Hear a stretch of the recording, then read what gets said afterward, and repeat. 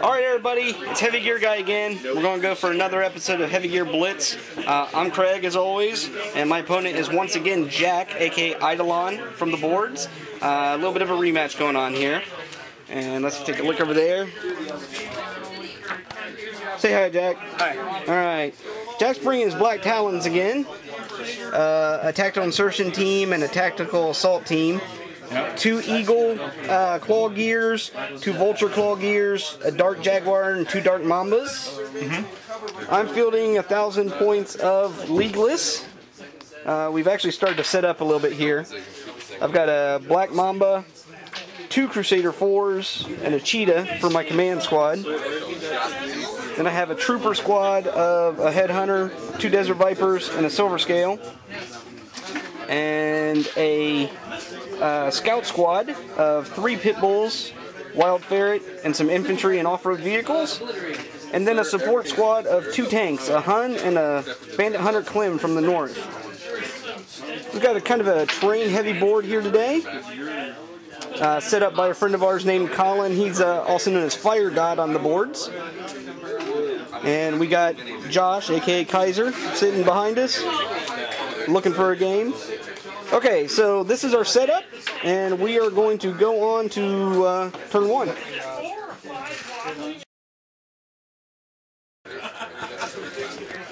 Okay, so we're going to show our setup, and then we're going to move on to turn 1.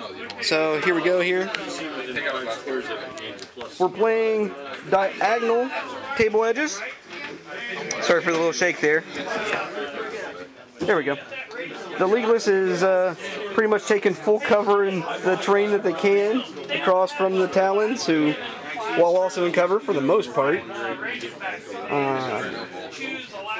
And our objectives are, the Leagueless must hold this housing complex,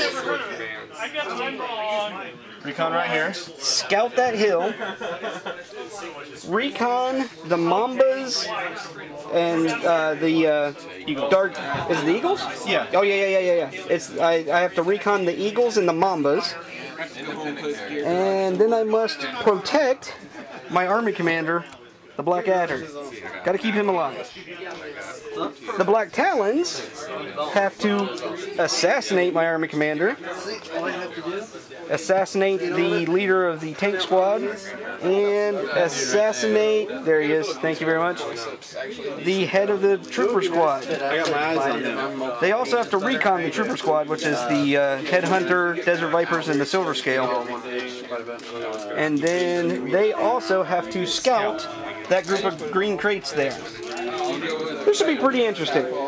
Alright, so now we're going on to the initiative roll for turn number 1. Alright. Okay, this is the end of turn 1. We can see over here that the Black Talons were able to actively detect the Desert Viper behind the building, achieving part of their recon mission. Then they forward observed him, and a wave of anti-gear missiles overkilled him, so he's out of there. And then over here, there was an Eagle Trooper right there that got forward observed by the Leagueless, and a wave of medium rocket pods finally whittled him down to nothing.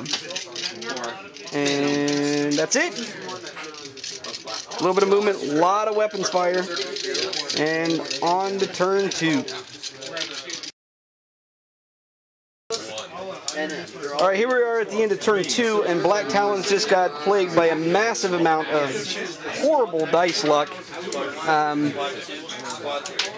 This Vulture here got forward observed by a Cheetah across the board, and then a wave of rockets came in. There was another Vulture right here. Due to the drifting nature of indirect fire, this Vulture got overkilled by a rack of missiles by rolling a 2 twice on defense, even after command point.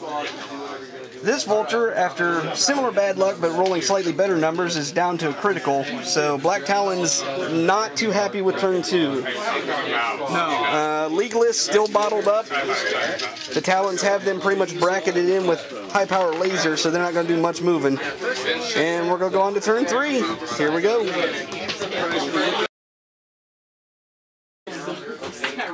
Alright, here we are at the end of turn 3, and it is the end of turn 3, but it's also going to be the end of the game. The Leagueless just managed to detect a speeding eagle, gaining half their recon, and then a wave of rockets were able to just wear him down out of command points and defense, and so he died. And we're running out of time, and it's just pretty obvious that the Black Talons are not going to be able to dig these guys out of here. So we're gonna call it that. Dude, sucky dice rolls, man. I could not believe that. I think in the future, for this list at least, I'm definitely gonna stick with more defensive, killy type objectives. Because I've never gone for recon and moving around, and it doesn't work too well with this build. So, because I think if I'd stayed back and made you come to me, it would have been. Oh yeah. And this army would have just died in droves against that.